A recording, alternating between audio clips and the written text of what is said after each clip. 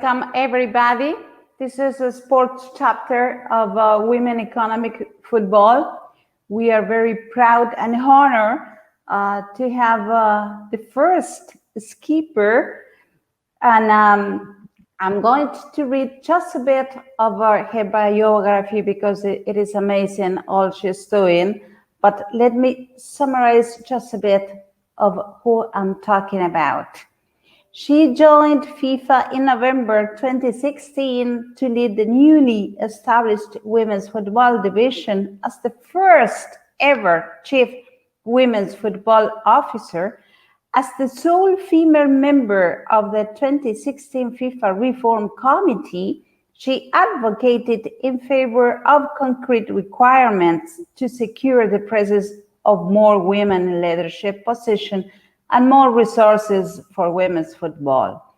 She has become one of those leaders herself and someone in a position to promote the implementation of those concrete measures. Her first 12 months with the organization has seen the creation of FIFA First Global Strategy for women's football, and the new division had worked hard on developing innovative, new, tailor-made projects to further enhance the work that FIFA has done around the globe in women's football. After a 12-year successful career in the banking and financing industry in New Zealand, she started her career in football administration in 2009, working for the Samoan Football Federation, where she also played for the national team. Following 2 years of rebuilding the financial management of the association, she took over as Chief Executive Officer and continued to grow and develop the sport of football in the country. In July 2014, she moved to New Zealand to take up the position of Deputy General Secretary at the Oceania Football Confederation, where she continued working diligently towards the growth of football in the wider Pacific before moving to FIFA. Ladies and gentlemen, who is she? She is Sarai Bareman, FIFA Chief Women's Football Officer. Sarai, welcome. Thank you very much, Carolina, and also for your kind introduction. It's an honor and a pleasure for me to be here and to be speaking with you today. It is an honor for me, not only for the position that you have, Sarai, but also you are that kind of women that we appreciate because you have ambition, you have conviction, you have leadership, you say and do. So that is the kind of women we have to look. So it is an honor for me. Starting, let me ask you, it is a mix, this question, because I want to talk with that player that used to be and the director that you are now. My question is that player that you used to be sit down in the chair that you are now? And if so, does she ask you, does she says, look, you have to go on that way? First of all, is that player on your chair? It's a really nice question. And I have to say the answer is yes. There are many things that I learned as a player in football, coming through the club system, but also as a national team representative, that are instilled inside me still today. There are many values that I learned through playing on the pitch. I think humility in winning, grace in losing, self-confidence, perseverance, all these things are very important things that I learned as a player, and they are things that I carry with me today in my current job. And I think it's a big advantage to have experience as a player because I understand very deeply who I'm fighting for and what I'm trying to achieve in my role. Yeah, you know, because when I was reading your bio, I said, I will ask her, because if that player appears in the chair, because, you know, when I guess you have a handicap. In my case, I sell football sponsorship since 20 years ago, male ones, you know. And for me, it's a handicap to be a football lover. I'm Boca Juniors fan. And so when I sell, to have a handicap, it helps a lot. So, well, thank you very much. I wanted to know about that girl, about that player. But also, I read that you have a very good experience, that you didn't have so much need when you were a player in New Zealand. It was different. It was a good time there. It's true. I was very lucky in New Zealand. From a very young age, I had access to play. I had good coaches, good infrastructure. My parents supported me in society. It's a positive thing for girls to play football. So I didn't experience any barriers. But I guess that's one of the things that drives me now today. You know, I travel to some places now where I see young girls, they don't have the same opportunity that I did. And I believe that that is my mission, and it's the mission of FIFA. Every young girl around the world should have that same opportunity to play the game. And we have to keep working hard until we are able to realize that goal. Yes, talking about FIFA, we all know about all the support that FIFA gives to confederation and federation. Let me ask to Sarai, to the director, do you think that they are very well used? Let's talk about Latin America, because you guys from Europe are more advanced like us. Let's treat in Latin America all the support, because I read all the time that FIFA is giving programs, that is giving money, extra money now in the COVID, in the situation we are now on. And I said, are they very well used? Can you have a control of each federation, for example, in Latin America? I think it's improved. I think it has improved a lot, particularly since I've been in my position at FIFA. I've seen the resources going into the right places. We've seen a huge amount of growth in women's football and its popularity. And for me, that shows that the funding is going to the right places. But in saying that, we still also have a lot of work to do. It's not only about resources going to the right place, but also how are they spent? You know, football has been a male-dominated industry for many, many years, especially in South America. You know, it's the most popular sport. Everybody plays it. In every country you go, you can feel it in the air. But that doesn't mean that you have to invest in the women's game the same way you do in the men's game. It's a different audience. We're trying to attract different participants. The opportunity to grow women's football is much, much bigger than the men's game. And also, the new generation have completely changed. You know, nowadays, everybody is walking around with a smartphone. The way that they take information in, the way that they view football, it's very different from when you and I were growing up. So it's important not only where the resources go, but how are we spending them? We have to adapt. We don't have to copy and paste what has been done in men's football in order to be successful in the women's game. That's it. We don't have to copy. That's an amazing sentence, Sarai. So we don't have to copy.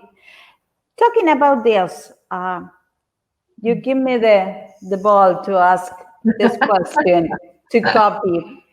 What about sponsorship? Do you think that women's football would have to have their own department of sponsorship, own department of marketing? Because sometimes it happens that they get from the males one, okay? They are put in the same package. Perfect, because at least it's some money, but to give them the importance that women's football have, don't you think that we will have to have their own department? And even more, what about if it is a woman that leads that department? Just because of a question of gender, we fight more, at least at the beginning of the management. What do you think about it, about the sponsorship? It's a good question. One of our big goals in FIFA is to commercialize women's football. And when you talk about sponsorship, we're talking about commercialization. And one of the things, it's related to my last answer, is that we have an opportunity to sell women's football differently. And I don't know if it has to be a different department. To be honest, this is different from country to country. But whether it's a different department or the same department, what's clear for me is that they have to be passionate about women's football and understand that. And maybe the existing department that is selling sponsorship, they don't understand the power of our game, and they don't understand the opportunities that exist. And for me, that's wrong. If you don't feel passionate about what you are trying to sell to attract the sponsors, then you shouldn't be in this role. And maybe there does need to be someone else there. Women's football has some beautiful, unique qualities and values that don't exist in the men's game. And I believe now, and we've seen many examples of this, there are corporate organizations that are willing to sponsor only women's football for those qualities and for those values that they see. I'm very excited because the next edition of the Women's World Cup in 2023, we will be able to sell for the first time a separate sponsorship for sponsors who are attracted only for women's football.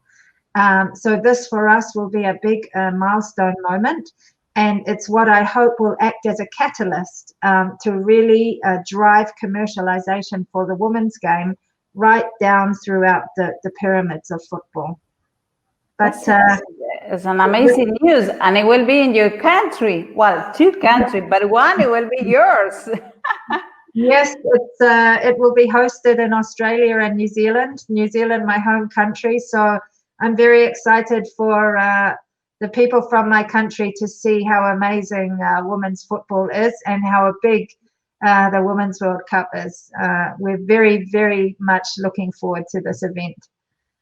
That's a good news about commercialization, because I am all the time thinking about this. Well, here in Argentina, Tapia's government has done a very good job taking into account that before it was nothing.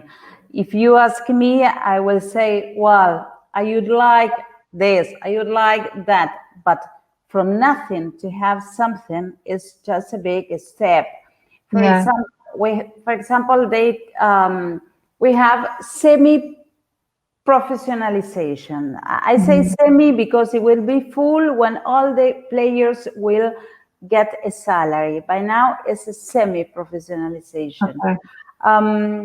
What about FIFA? I think that you can't oblige federations to professionalize the sport, but you guys can be, I would say, a spearhead to make things happen. Can tell something to the other federation, because here in Argentina, I can say, yes, they are doing, and we that our side are collaborating. But other countries in Latin America, they are too long to be happen. What about FIFA in this professionalization? Yes, we are trying to accelerate professionalization. We want to see more women around the world earning a living by playing football and not having to have 2 or 3 jobs or juggle studying whilst trying to play. They should be able to play and earn a living by playing. But it's very important that all the conditions around the player are helping them towards that. It's not only about the contract, how much money they're earning, it's also about the facilities that they're training in. What conditions do they have? What access do they have to professionals like physiotherapists, doctors, all these kind of things. It creates a 360-degree approach. And we have to support our member associations. As you say, some are more advanced than others.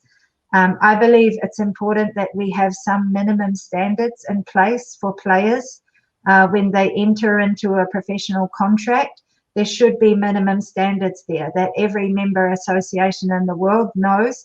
If they're starting a professional league with players, they have to have at least this standard in order to help their players. But there are many facets to professionalize women's football. It's not only about the pay and the contracts. It's about commercialization, attracting sponsors. It's about the format of the competition. It's about broadcasting and showing matches either on TV, or nowadays we see a lot of leagues who are showing also on digital platforms like Facebook, OTT platforms. So you really have to approach it from many, many different areas. The administration and the governance, it's really important that they are strong. There has to be a sustainable business model in place. So to professionalize the game, you really have to look at the entire ecosystem. And that's something we're trying to do at FIFA. We have a strategy that covers 5 different areas, all the way from the grassroots right up into elite performance, governance, leadership. You mentioned before about having women in leadership. This for me is very, very important. If you don't have women in the position making decisions, there's no one there to advocate for the next generation of women that are coming through. And it's vital, it's important for business. Women should be in decision-making bodies.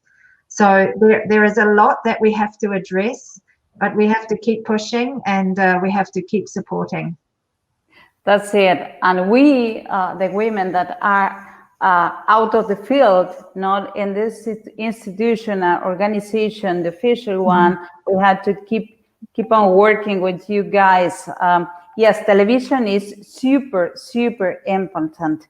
Here in Argentina, the last tournament was broadcasted by TNT Sports, and it had a lot, even more. We had for the first time a naming a sponsorship of the women's football tournament, that it was Rexona, Unilever. So it's working. Well, time goes by, but I want to finish with, I created a phrase many years ago that is, in Spanish, is nivelar la cancha, to level the field. That is what we have to do. So let me ask to Sarai, what is for you to level the field? Good question. For me, to level the playing field, it means that every single person that's working in football, whether it's in FIFA or a club or a member association, when you work for women's football and men's football equally. We don't talk about a separate thing for women, a separate thing for men. Everybody should be responsible and accountable for women's football as they are for men. And this is how I believe that we will be able to level the playing field. We need to bring women's football into the mainstream. We need to bring women into sport, not only football, but all sport, to make it a normality, and these conversations are very important for that to take place. So thank you for this opportunity. I think this is a fantastic initiative, And I'm very, very proud and happy to be part of it. And I want to thank you because you're doing an incredible job where you are always pushing, always fighting. I'm always following you and what you're doing. So thank you, and keep up the amazing work. But yeah, let's keep working to level that playing field. We will get it, Sarai. It is a honor for me. So I pass the ball to level the field. Thank you very much for your time. Thank you. It's a honor for us. A huge hug from Argentina. Thank you. It's a pleasure. Bye, dear. Ciao. Bye-bye. Bye-bye.